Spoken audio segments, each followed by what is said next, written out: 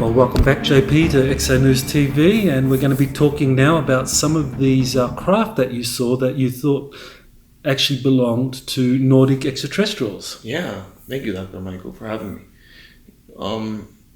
So this was you sent me some photos soon after MacDill Air Force Base had been reopened on September 14, and you took 11 photos. And they showed a cigar-shaped UFO that was, several miles from MacDill Air Force Base. And you also saw kind of orb-like objects moving around the cigar-shaped ship. And, what makes this really kind of important was, you have photos of this. Tell us, what was happening here. Oh, this was really, really interesting for me and for us, for everybody, because when I saw the ship from a distance, I saw it weaving through the clouds. Then when this ship got really close, I felt a sensation that I was not feeling with the other ships that were part of the military. Now, this particular ship, the cylindrical ship, I felt a state of calm that went all over my body. My hairs on my body was going up, and I had a sensation, a meditative state of sensation that I was in. And I noticed my surrounding, Michaels, that everything was calm. I didn't hear no cars. I didn't hear no birds. I didn't see the trees moving. So I felt like I was in no time zone when these particular ship came up. And I felt a sensation to look up and keep looking. And I took my phone and I started snapping these pictures because the video was not working. It was not working. Well, to not mistake, I think I did take a video, but it got taken away. My phone the video never loaded to my phone. So I took the pictures, and the pictures were allowed. This is one of the things that you've mentioned before, that you've been actually told that you're not going to be allowed to take video, but you're going to be allowed to take photos. Yeah, after I had this beautiful, magnificent experience, I saw the ship, and the ship was still weaving through the clouds, and then I saw these orbs rotating around the ship, like giving it energy.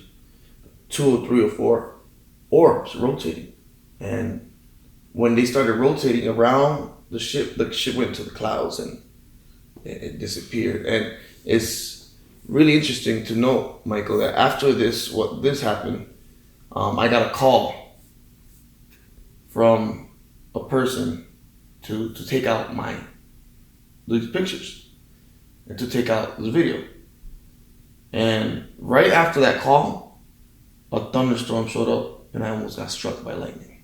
Mm-hmm.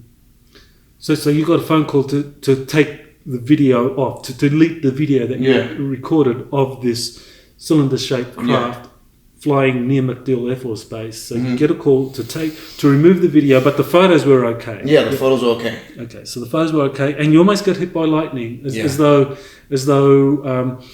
Well, I mean, it's feasible that. Well, after they left, the state of calm disappeared. Okay. So that's when I felt something negative was coming. Is that when you got the phone call? Yeah. Okay. So during the actual sighting, when you're taking a video and taking photos of this cylinder-shaped craft, you're feeling very peaceful, calm, and you didn't. And this was not like the feelings you got when you were seeing the triangles and the rectangles that belong to Air Force Special Operations. No, what made me feel that this was the Nordics, because I felt a state of calm, similar to what I felt in Brazil. Mm-hmm. That same sensation when I touched that ship in Brazil. Mm-hmm. That's what I felt here. Okay. I had the sensation of metallic in my mouth. Mm-hmm.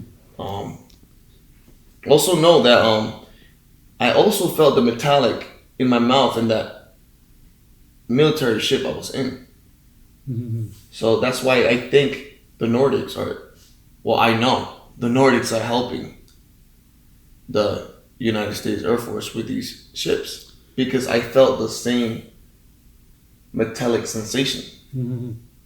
And the article I wrote discussing your photos, I called it "Cylindrical UFO near MacDill Air Force Base points to US Air Force Nordic ET Alliance."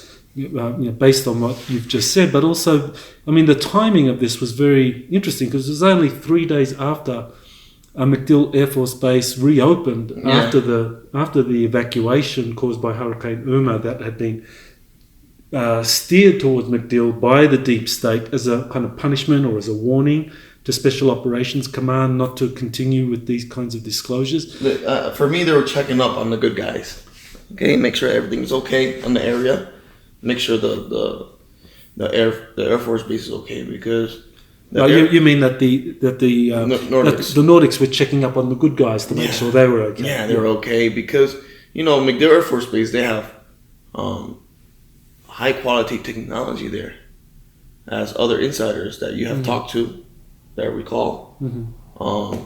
They have a lot of technology there that we don't know of, and that they keep really hush hush about what they have in there. Mm-hmm. And seeing the ship coming and approaching, that peace, that meditative peace that you feel, I think the whole area was feeling it. Mm-hmm. The trees, birds, time just stopped, and there was no particular storm around. And once they just left, you see the clouds like developing really fast, and you feel like this negative vibe, and they were being followed, I guess, by the deep state, mm-hmm. by the bad people. So that's when I got the phone call, and then right after the phone call, I think I called you, mm-hmm. and we were communicating, and then that's when I almost got struck by lightning. Right. Now, the thing was, were there kind of thunderstorms nearby, or was this lightning actually like something that was directed from some kind of weapons platform towards you as a warning? Yeah. I think it was. I think it wasn't. It was really close to me, and there was no other lightning strike. Mm-hmm. And Florida, Tampa Bay area, the South, and Clearwater. That's the capital of lightning. Mm-hmm. So I guess Florida. So this just happened at one strike, and then everything just. Okay. So there was something quite anomalous with that lightning flash. Okay.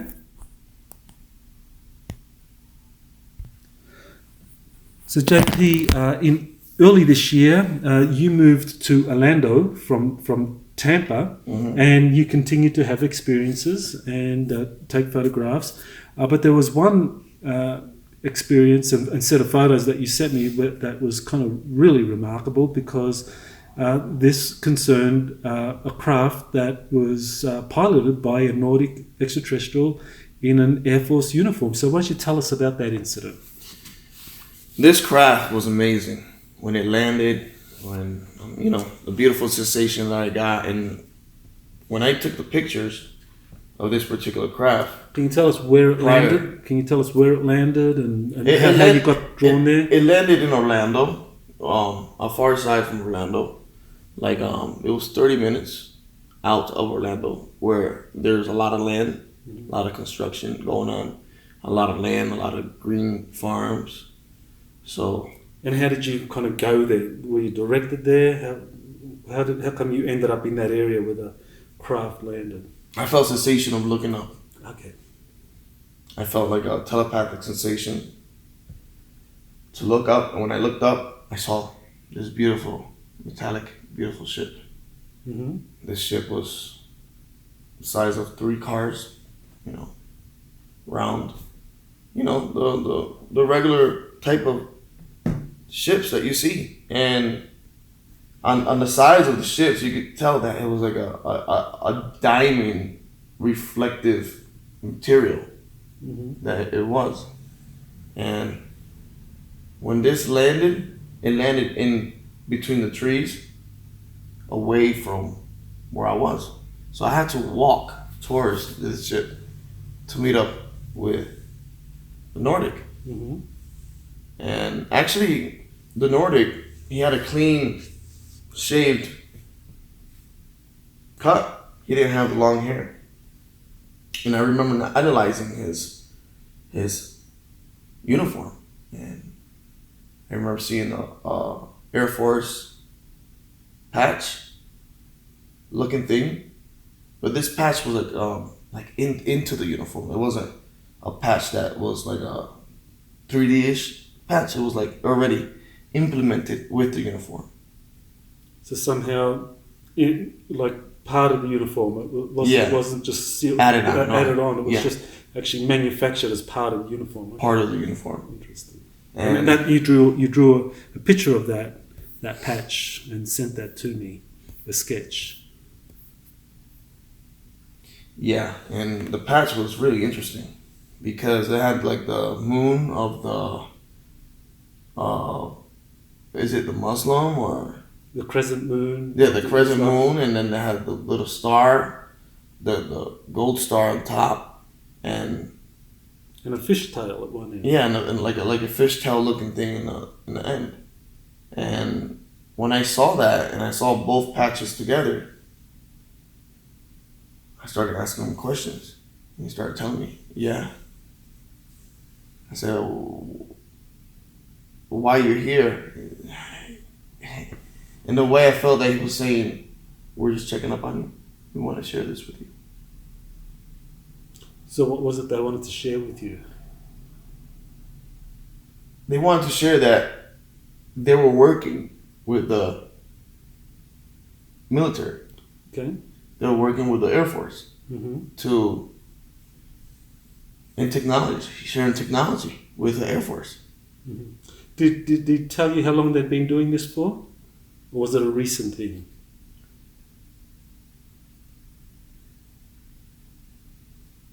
I think they've been doing it for a long time. Mm-hmm. By the way he was talking, I think they've been doing it for a long time. And